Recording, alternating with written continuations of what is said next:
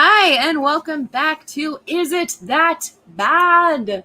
So this is Season 2, Episode 9, and this is Prehysteria from 1993. This is some Full Moon Films classic goodness from my childhood. And, whenever my co-hosts with the most don't have an idea, I tend to take over and tell them what they should be watching. So neither one of these guys have actually seen Prehysteria before. I haven't seen it in I don't know how long. What did you guys think? First off, just quick overview. Prehysteria. What are we doing with this neck?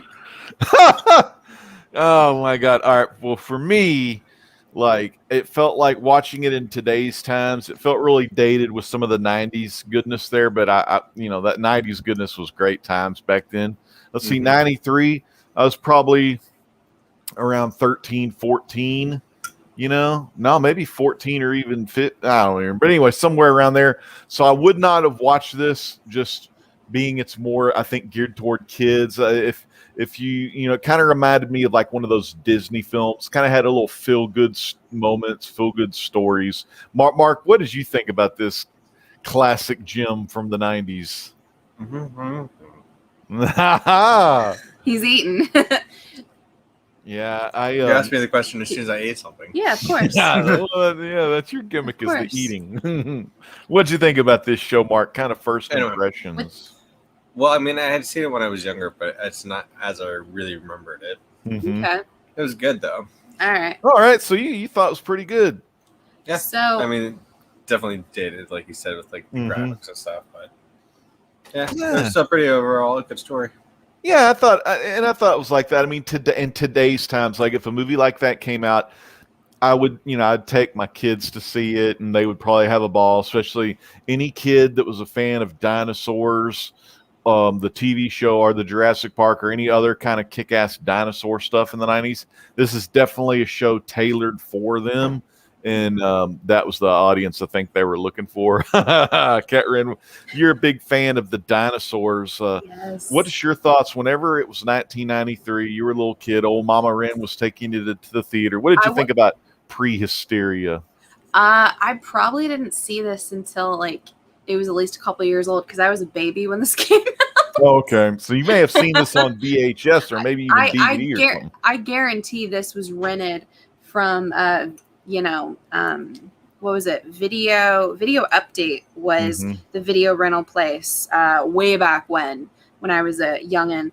I guarantee we rented this movie and the 2 sequels from this movie like a million times. So cool. When I was a kid, my brother and I. So, of course, like I've said a million times before, my mom, she's not big on letting her kids be scared of things, letting us watch anything too scary, horror, whatever. She made a small exception with Jurassic Park and the Jurassic Park movies, because she loves Jurassic Park so much. Now, that bred a huge love of dinosaurs in me, of course. We've got the Land Before Time goodness there. Yeah. Huge shout out to my boy Littlefoot and my boy Chomper in that.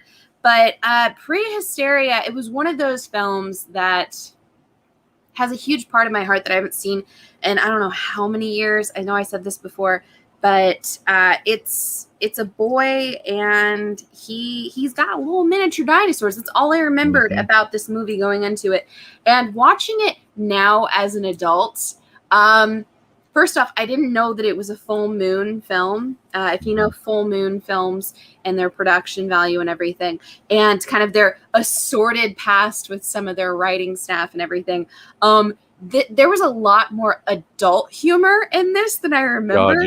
There were a few references in there that I was actually surprised my mom let me watch this movie with some of those jokes that definitely still hit today, that are still funny today. I don't know why, but I fully remembered the boy in this being a lot younger than what he actually was, because he's basically a preteen in this. I thought he was like 5 or 6 in my memory. I don't know if it was like some sort of weird Mandela effect in my world, or if it was just a child's memory versus an adult. I probably haven't seen this movie in 20 years.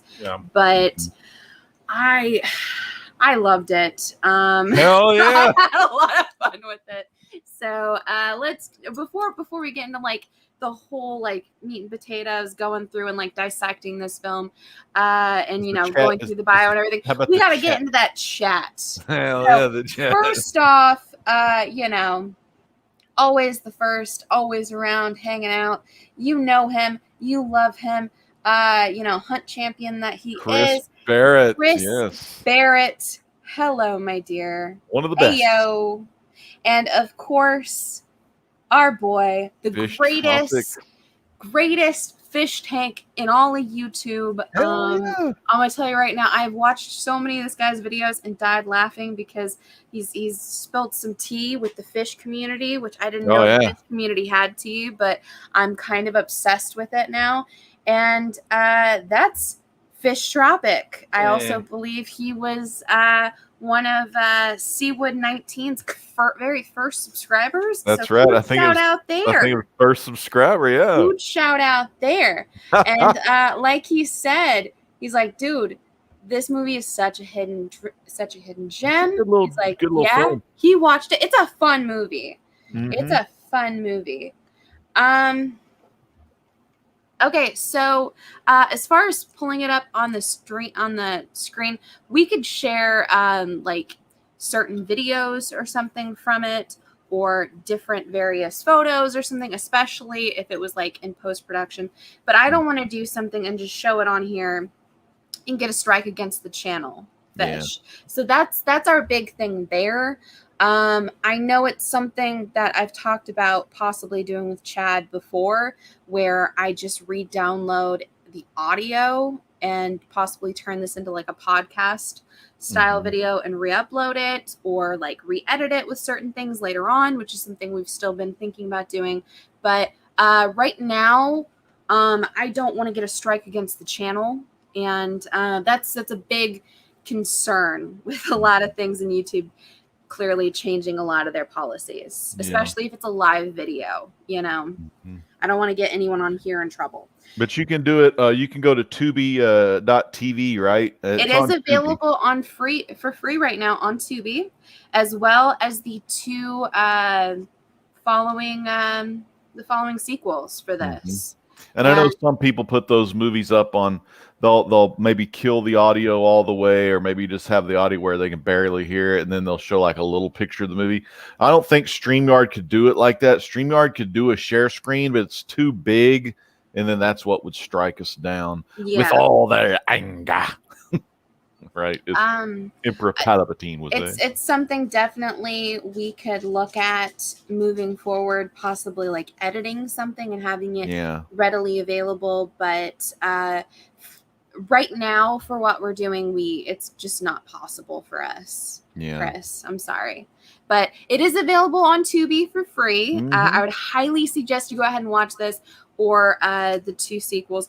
Hell, watch all three of them. They're a fun time. I mean, the great thing about Is It That Bad is we tell you what to watch, so you watch it, and then when you're done watching it, you come here every Sunday night and you discuss with us what you thought about the movie. You already know. You already know. As far as my grading scale for movie goes, I mean, I just wasn't like that bad. I don't like boring films. This definitely is not boring. I'll like all sorts of ridiculousness, and I'll put that up at the very top. But if a movie's boring, I'm not gonna give it the time of day. And this is definitely not a boring film. This is a fun film. I had a lot of calls to my heart, to my childhood, to my dinosaurs. Yes, I did actually Google to see if they had figures readily available for Prehysteria. They do not.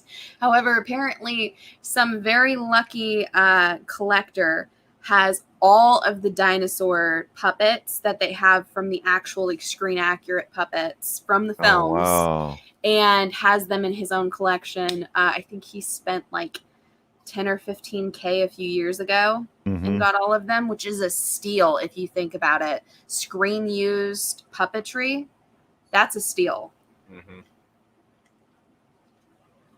That's awesome. I mean, those puppets that they used, classic voice actor known as Frank Welker did all the voices on all 5 of the dinosaurs through all 3 of the movies. So if y'all know some good classic voice acting, Frank Welker, he is one of the best, and they grabbed him, and it was really cool. It really sounded like some damn dinosaur, like baby dinosaurs, and then if you listen real close, you could hear them say their names or say certain things. And it was pretty damn good. You know, they had some good nonsense. You know, the movie starts out kind of your classic Indiana Jones walking into a cave with Alfred Molina Satipo trying to explore. But yeah, there's this guy that owns this kind of shop that does like fossils and all that. And then his shop is right across the street from the museum, which he likes to display stuff at the museum. And he's got this beautiful girl at the counter named Vicky, and they're, you know, doing their thing. And at the same time, this one dad who's out there on the farm, or living on the farm, his wife had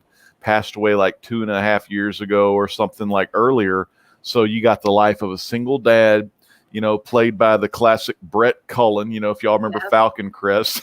but he's been in a lot of movies and other things as well. But Brett Cullen as the dad. And then they had the 2 kids. They had a girl, the daughter's name was Monica, and the little boy's name was Jerry.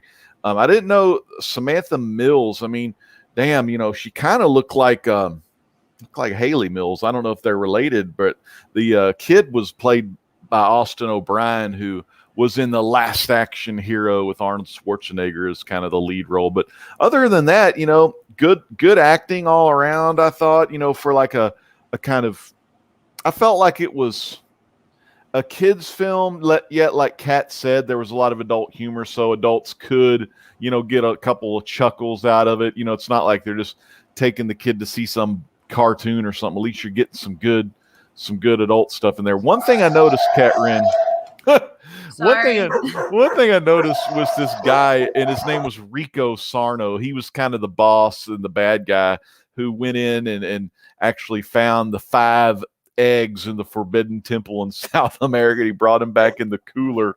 And the thing was, the Taylor family had some stuff they were bringing to the place, and they mixed their coolers up.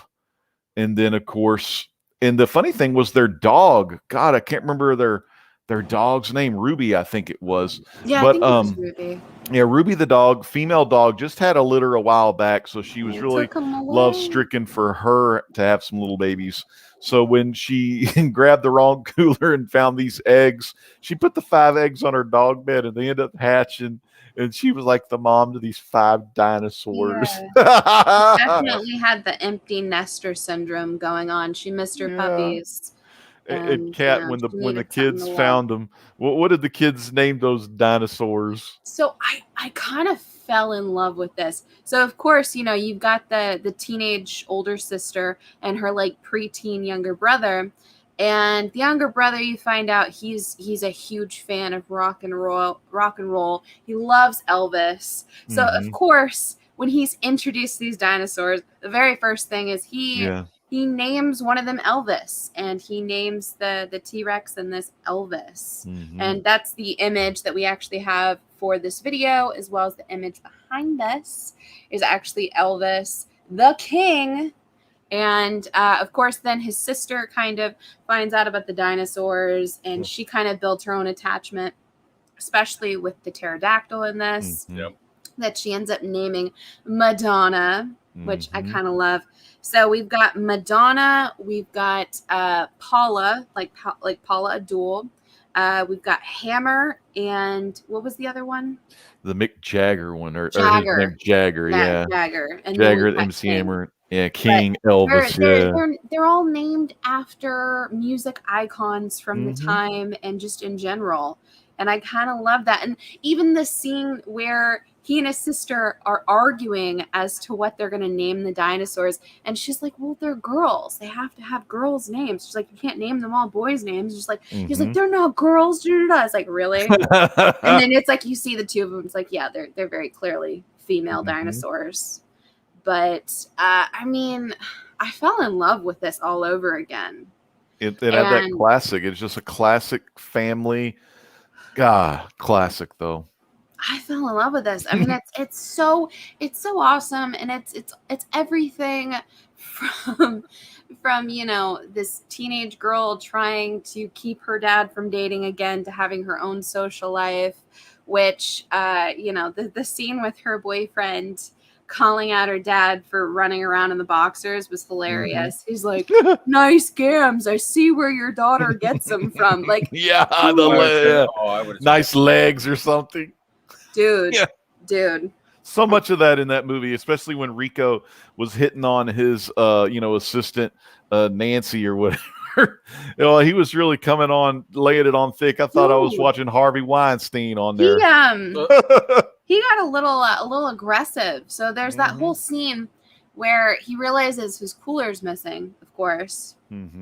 And he got a little too aggressive for me for that scene. I didn't like that scene where he was basically like pushing her and yelling at her and pushing her. I was like, dude, get your hands off her. She's a grown woman. What is your problem? And yeah, she knocks his lights out, and good for her.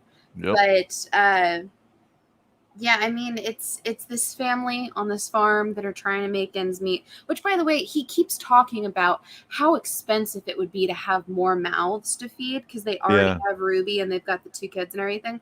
But then in every single scene, and we argued about this when we were watching it, every single scene, you see every single light in their house on. Yep. Every single light is turned on in their entire house. Every single scene. For production purposes, so you can actually see the house. Which, yeah, it's a full moon picture. So if you're aware with full moon films, they're very low budget films. And they have their own streaming platform. And yes, they're available on various platforms. And I would highly suggest you go ahead and look up some of them. They've got like Puppet Master is one of their bigs, Demonic Toys, Ginger Dead Man, things like that. Just really, really like ridiculous / fun movies. I would highly suggest. I mean, you're going to fall down a rabbit hole and love it. But I didn't even know that Prehysteria and the entire series was actually a Full Moon's production, which that's pretty awesome. But I know we kind of touched on this a little bit, but I was surprised at some of the jokes that they threw in there, like his daughter not wanting the dad to date, and the brother weighing in and saying, "What? He's horny." What? And there's so many like uncomfortable moments, like him referring to his sister as babe as many times as he did. Yeah, that's your older sister. I know, that's so messed up. You don't call your older sister babe. No. you could call dad's girlfriend babe, but that's literally your older sister. Like that's a whole different thing. That's a no-go. Hey, we got old Mr. Gretzky up in the chat. He says hello, and also Seawoodard19 is in the house. Ooh, Seawood and I have a project that we might be working on here soon. Dared to Defy. Pretty excited. Okay, I know we're getting a little off topic here, but I want to shout this out in the chat real quick. Fish Tropic got one of those Walmart exclusive Turbo Man re-releases. Oh, wow. The one from Jingle All the Way? That's awesome. Yes. That's awesome. I've been ripping apart all Walmarts for it. And I can't find it Hadn't anywhere. found one. So, Sinbad's probably already beat you to the punch. Huge shout out there. I mean, people, Him and Phil Hartman. flippers be flipping. That's all I got to say about that. Flippers. Flippers. They're everywhere. You know, the baseball cards, the Pokemon cards. Have y'all seen those videos where all the dads bum rush and grab the cards? But you know, isn't it wild? Like 5 years ago, no one was really doing that. No one was buying the baseball cards, you know, and the sports cards. You know, it's weird how times change. Phil Hartman gone too soon. That's right, Chris Barrett, one of the best. The movie for me, like I thought it was again more about the movie. It also had a 101 Dalmatians kind of vibe to it. You know, after the guy finds out that his freaking Tell me how much I owe you. Yeah, Turbo Man. Yeah, but the bad. You know, Rico has 2 hooligans. You know, some of those wise guys, you know, kind of New York accents and all. And they're trying to break in and get into the farm and try to take the dinosaurs back. and they actually do take 4 of them back. Madonna the pterodactyl, she's cool. She stays, back with the family, but she's clever. I think she's hands down. I think Madonna is the smartest one, because she just all goes of up. The dinosaurs. She lives in the little light fixture above the kitchen table, and she just keeps to her own. She doesn't really wants to hang out with the start. daughter.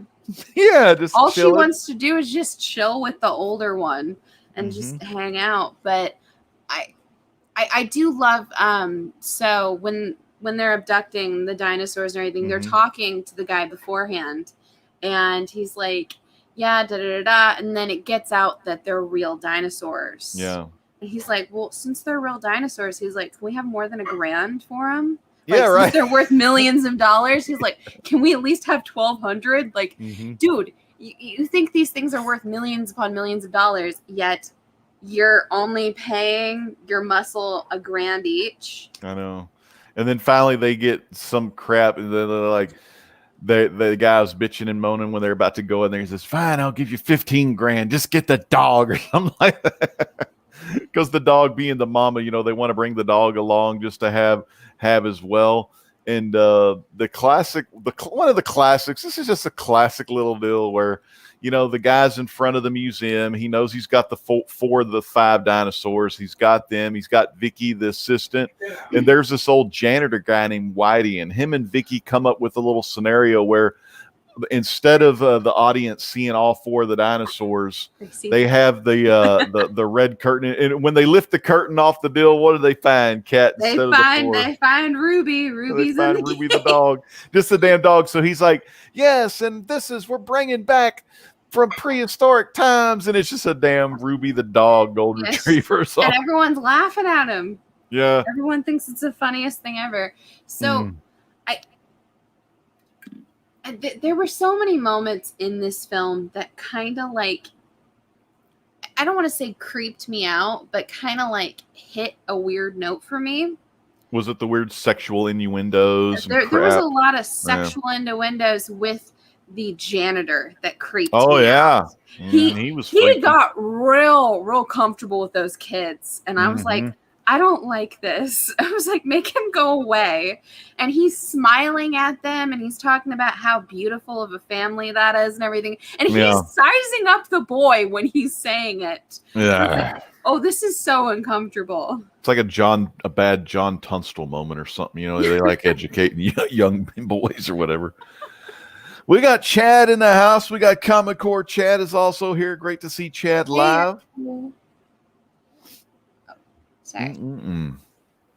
But damn good kids show. As far as, it wasn't bad at all. I mean, it was just a kids show. I mean, like, I don't see anything bad about it. The music kept you alert. Like, the music was really loud and just kind of obnoxious, but it kept you awake. So I mean, if you were an adult in '93 and you were sleeping in the theater, I don't think you could with that damn loud music going on. So, tell me about some of those dinosaurs you got there, though. So I just wanted to show for scale some of these. But I've got a bunch of Jurassic World and Jurassic Park figures here. So this is hey, put yourself on the big screen real quick. Okay, hold on. See these dinos in the big screen. All right.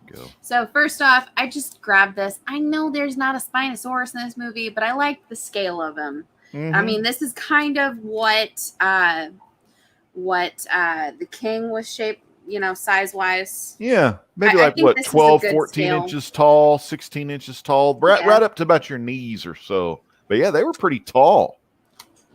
So this is the Jurassic World Camp Cretaceous Spinosaurus right here. I had to wait forever to get this bad boy, but I love him. Also, just decided to... The one that keeps roaring and freaking out my dog. So this is the Carnotaurus from Camp Cretaceous. Look at those little arms. I really like this. Yeah, the function of the tail and the head thing. I really like this. I think he's a good size, good color. There is an XL one that I have in the other room that I did a live stream of. of the Carnotaurus. And then this is the Jurassic Park Legacy edition. So the Brachiosaurus. Brachiosaurus XL. And I do know we're going to get another long neck from the Legacy collection. It's released in the UK right now, but it's not released in the States. Mm-hmm. I don't know. I kind of wanted to show something for scale for these. Yeah, hell yeah. This one's still too big compared to what Paula was in the movie. But I mean, this is a lot bigger than the other long necks that I have, you know, other than like, you know, Littlefoot. But we're not going to talk about Littlefoot right now. But yeah, I gotta tell you, I love this movie. This was a huge blast for the past for me. I mean, and Mark, it was a lot of fun. I would highly suggest you go ahead and check these out on Tubi. All 3 of the films are available for free for streaming on Tubi right now. I mean, it's a free service. You don't even have to pay. I mean, just go on and check them out. Yeah, it was totally free, and it went real fast. There was only like one set of commercials, and then there was like a random KFC commercial about their chicken sandwich, and then that was all there was. Then it was just the rest of the movie, but I was just kind of like, damn, this is a rando KFC commercial. And then it was just like one commercial. Yeah. Hey, Mark, what did you think? What was your favorite little dinosaur out of all 5 dinosaurs? I would say the King. The He was King? pretty cool. I think King was my favorite too. How about you, Kat? He reminded me of a cat. I love the King. The King was 100% like a cat, but I don't know why. I'm so drawn to Madonna in this. She's very. I think she was probably out of all of them. She was probably the smartest of the one. She was so clever, and she emoted so much personality. I definitely say I would go back and forth between either King or Madonna as to who had the most personality. But for some reason, like, I was so drawn to Madonna because she was just a sweet girl and just hanging out and everything. I think she was the sweetheart out of the bunch, honestly. Where King, you know, he liked to bite the back of people's ankles and, you know, breaking a potato chips like in this. He bit someone on the butt too, and I don't remember if it was one of the bad guys or what, but it was so damn funny. He just needed some meat. No, he bit the sister on the butt. That's right, when she was bending down to play with the other one. The sister on the butt. So yeah, that's right.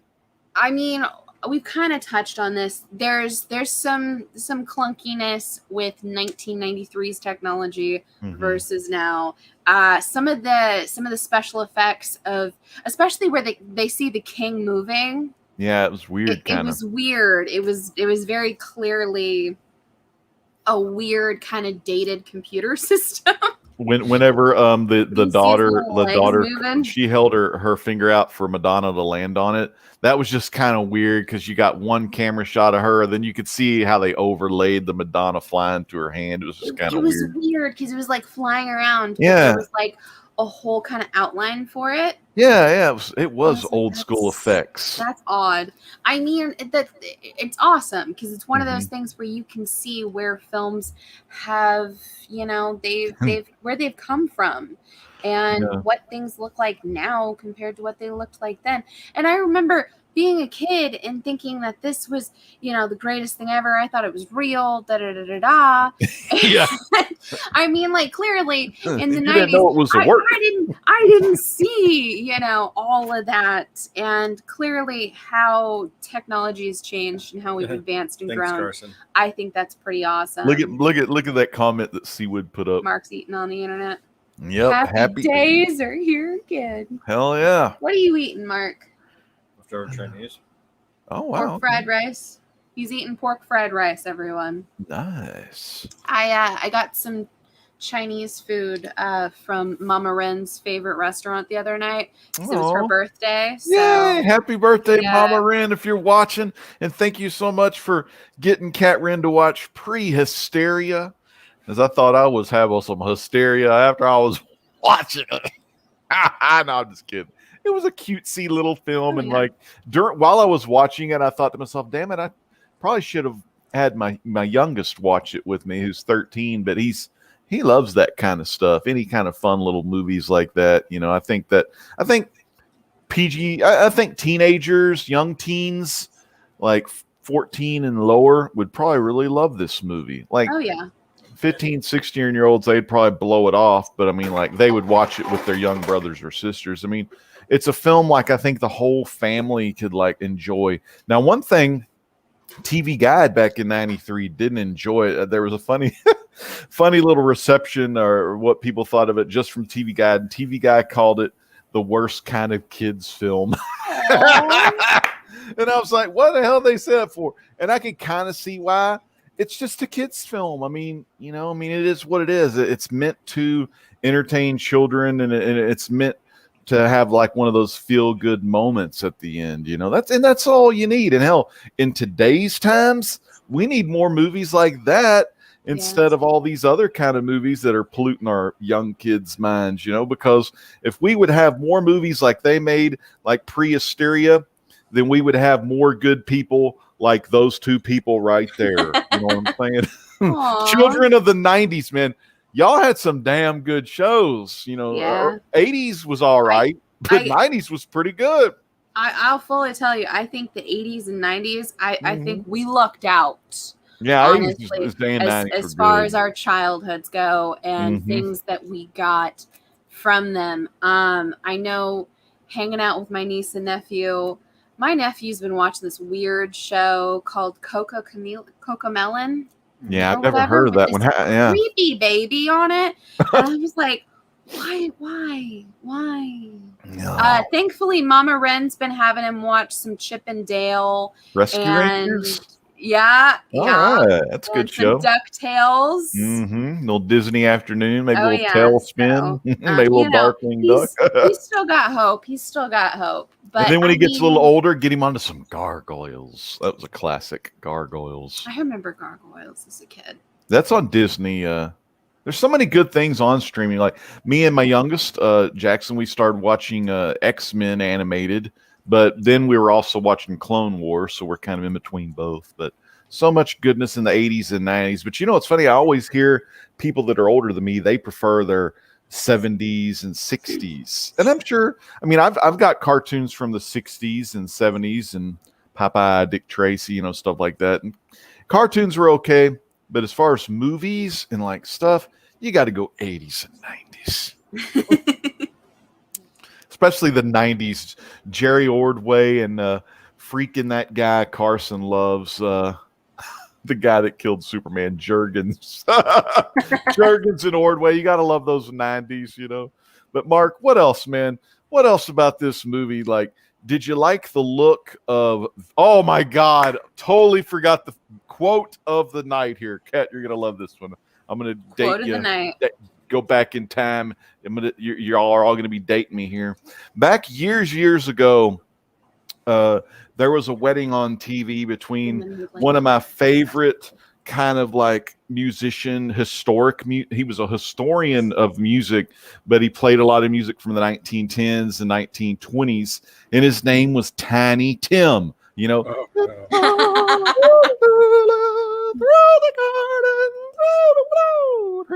That one there. All right, so he married this woman on The Tonight Show, and it was Johnny Carson, and her name was Vicky. So her name she went by was Miss Vicky.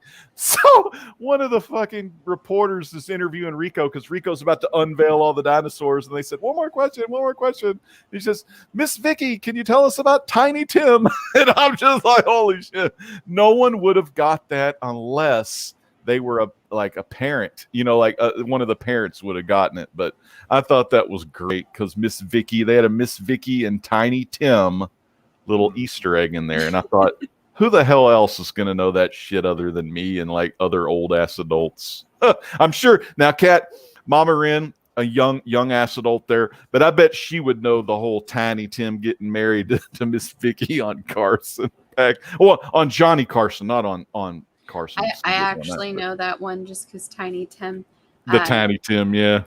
Tiny Tim. Tiny Tim's awesome. Like Tiny Tim's remake of Is It Strange? The Doors in it. The people go out in the rain. That song, the Tiny Tim version, I thought was better than the Doors version. So huge shout out when we're talking about like 90s to 2000s, like cartoons, especially.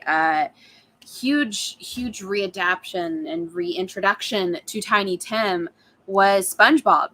Yep. SpongeBob was a huge thing, and then we had like the Insidious series and things like that, tapping into Tiny Tim's music. Tiny Tim came on Monday Night Raw, and Jerry the King Lawler like broke his ukulele. That was really mean too. I think Tiny Tim really got his feelings hurt. Tiny Tim's actually one of the featured stars for what is it? Is it Blood Rage? Blood something or other. I forget exactly what it is. So it's not. He's in that film. It's on Shudder right now for it's on the Joe Bob Briggs playlist. And he was a really just kind of quirky guy, but really a nice guy, just kind of quirky and just had some oddities about him or whatever. But yeah, he's pop culture. I'm surprised they don't have a Funko Pop of him. If they do, I need to get it. So before Mark, do you want to tell what you thought about the movie? Yeah, we want more Mark. One more Mark. What'd you think about the movie? After rewatching it now, what did you think? Definitely good for kids. Recommended for kids. And yeah. Did you get any feels? No. You didn't get any of the nostalgia? Not really. No member berries? Nope, no member berries. No member berries for Mark, everyone. I liked looking at the kitchen after the dinosaurs got loose or whatever, because what was great, the dinosaurs were down in the basement where the dad's procuring these old fossils. And then what Rico called one of them was like, wow, we can't give him any more of the money. It's just dinosaur poop. I guess it was fossilized dinosaur poop was all that Mr. Taylor, the dad, was trying to sell to the the shop and everything. But the dinosaurs got loose, made a mess of the kitchen. And like the background is, where King's coming through the potato chips. That's the first sign that old Mr. Taylor, the dad, saw was King coming out of the potato chips. But what else was really cool? The refrigerator, the stuff on the counter. You got to see like the packaging of old just food items from the 90s. Oh, yeah. I thought that I always like any kind of dated type stuff, whether it be 60s, 70s, 80s. I always like looking at the old school like products, for the times. They have Pepsi bottles and cans in this movie, which the Pepsi icon is different. Yeah. That's something that always kind of surprises me to see the different Pepsi iterations and like the whole iterations. So I need to touch on something in the chat here real quick. Chris Barrett says, what, no Hanna-Barbera love? Hello. Well, we all saw those. We all grew up with those. Yeah, okay? They've been rerunning those since they came out, haven't they, Kat? Any channel would have like the Flint, the Jetsons. What was it? Muttley, Jetsons, all them. Flintstones. Scooby Doo. Of course. I was raised in a Scooby Doo household. Scooby Doo is definitely something. Scooby snacks, good. I'm trying to get my niece into. But I mean, Chris Barrett of the 2000s, Chris Barrett. Hanna-Barbera, it's just kind of the late 90s. I think goes without saying. It's just late awesome. 90s Nick Game shows and the Amanda show. Amanda Bynes, I guess. Remember when she was on there? The Dancing Lobsters. So he remembers those. Oh, CB, man. I'm allergic to them, but the Dancing Lobsters. Yeah, that was a thing. That was a thing, and it still is a thing in my heart. The early 2000s. Oh my gosh. Dude, early 2000s, that's when I was watching like Sopranos, stuff like that. I was like, I wasn't watching the kids shows. I was watching Tony Caps of people. Early to mid 2000s is when they released the Teen Titans animated series. Yeah, the good one. And that is a big thing that kind of really made me a Starfire fan for life. Was the Starfire iteration we got on that? And how about Teen Titans Go?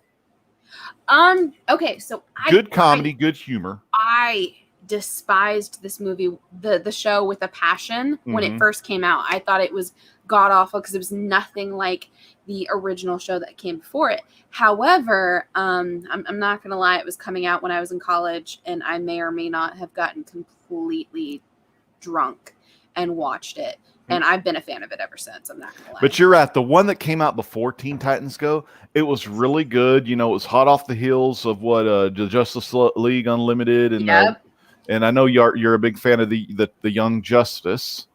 I mean, all of those Warner DC cartoons, like, they're so freaking awesome, you know? I mean, Justice League Unlimited is a big thing that I got raised on, was Justice League and Unlimited. I mean, that show made a lot of y'all folks Wally fans. Y'all were like, Barry who? Yes. You know what I mean?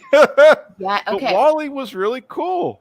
Wally West was my Flash, the same way that Jon Stewart will always be my Green Lantern. That's right. That's a good 90s. I'm sorry. I know Hal Jordan's there. I know Kyle Rayner's there. I'm sorry. But Jon Stewart is my Green Lantern for life. Jon Stewart was the man. Series. Kyle only made it to one episode of Superman Animated Adventures.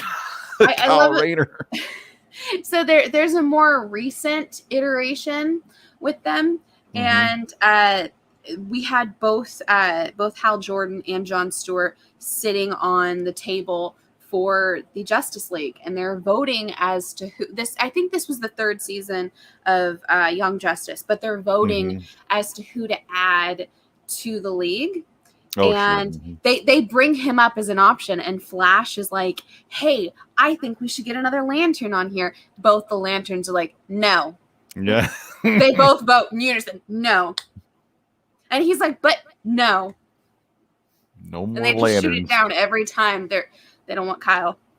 They don't want Kyle. Chris Barrett says he's a guy. I'm a Guy Gardner guy. I like Guy Gardner. No, Warrior. He was the Warrior.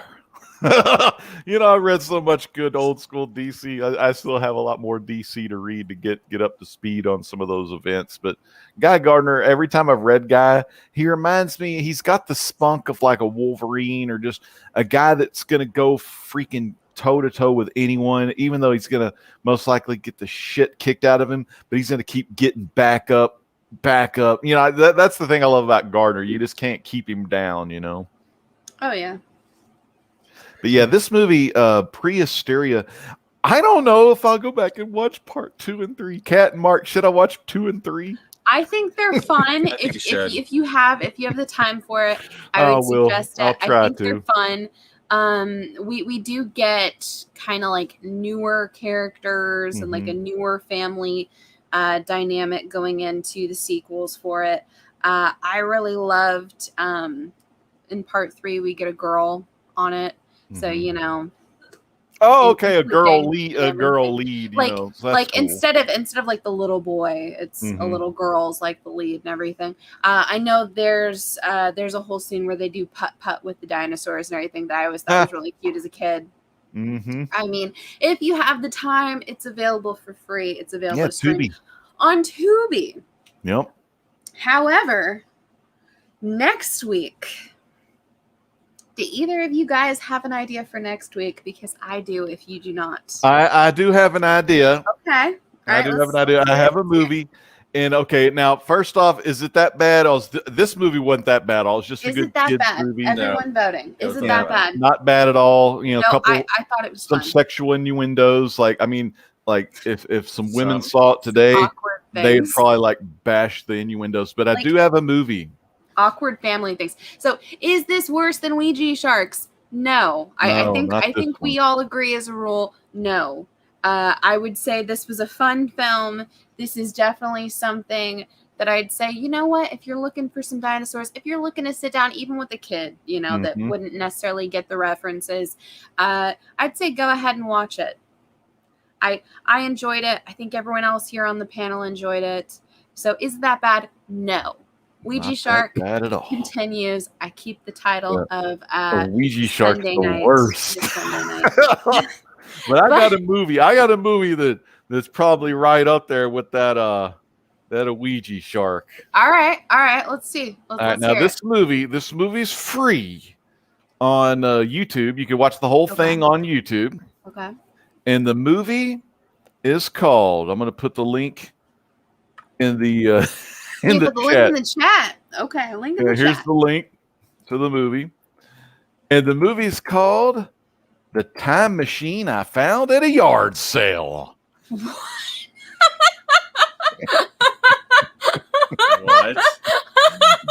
The Time Machine I found at a yard sale. Now, the funny thing is, a Ouija Shark on, I think, IMDb was 1.8 out of 10.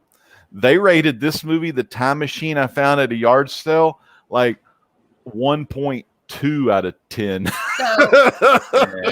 is this a studio production? Oh, God. That's another question I have real quick. I don't know. Like, it's just some The movie. Time Machine I found at a yard sale. It's First off, Stanton Actor where did Theater they Production go? Company. Okay. So it's a low budget film. It should be fun. So where did they go for this yard sale that they found a time machine? I don't know. They Let me found tell you, any yard sale I've ever gone to, I've never found a time machine. I know. Yeah, let's see. Let me see if he buys a box. It's the guy that Robert. Okay, his character Robert Moore, or whatever. He buys a box at a yard sale that turns out to be a time machine. He travels to the future and rescues a slave named Sheba, and together they go on many futuristic adventures. Okay, so sounds crappy.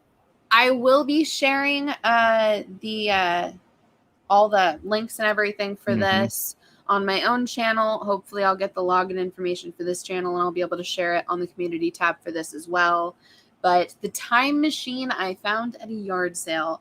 Legend trying to go up against my title. Ouija Shark, yeah. So the title of Miss Sunday Night. Will the great legend himself be the new Miss Sunday Night after this show? And I hope I don't know. I've never seen this movie. I've never heard of this I've never movie seen before. either. A coworker, I told a coworker, you know, some of the stuff we've been watching on Sunday nights. He says, he's like, oh, all right, well, here, I'll give you a movie that's really bad. And then she told me about this time machine movie, and I kind of like saw some of the images and everything. And it looks pretty interesting. Oh yeah.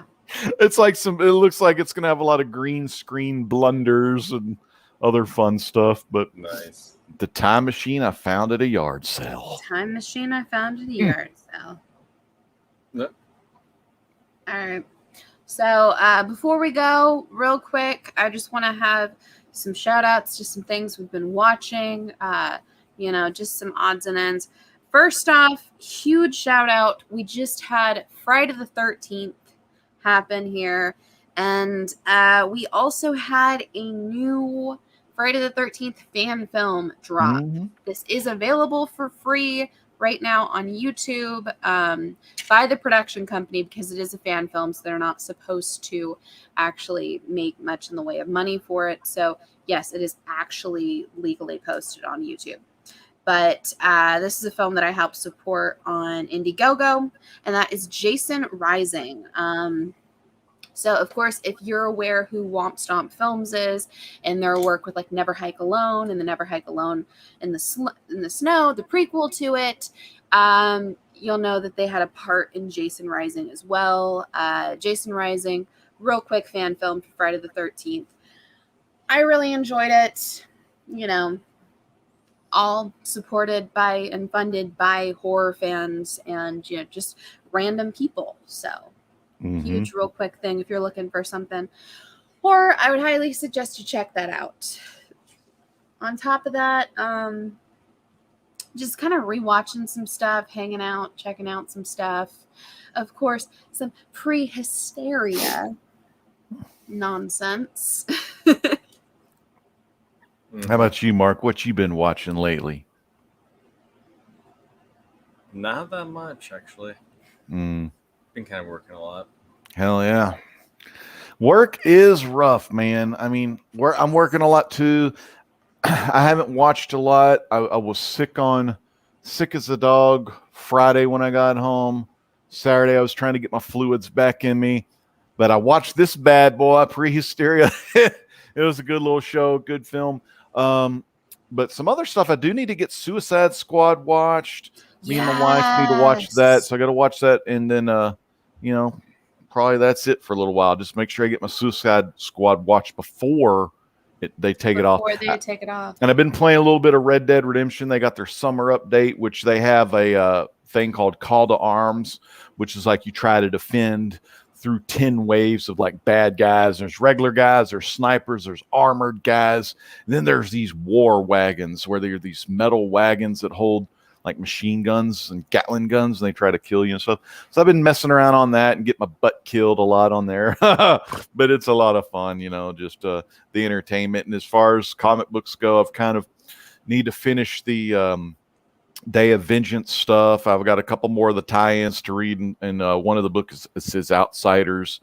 And then I need to go ahead and start the OMAC project, because I'm doing all these little things to lead up to the Infinite Crisis, where we get to see some Jaime Reyes come to fruition. Oh yeah. That's kind of where I am reading, and I'm not caught up on any new reading. So, oh well, I'll get caught up eventually. That's about it, though.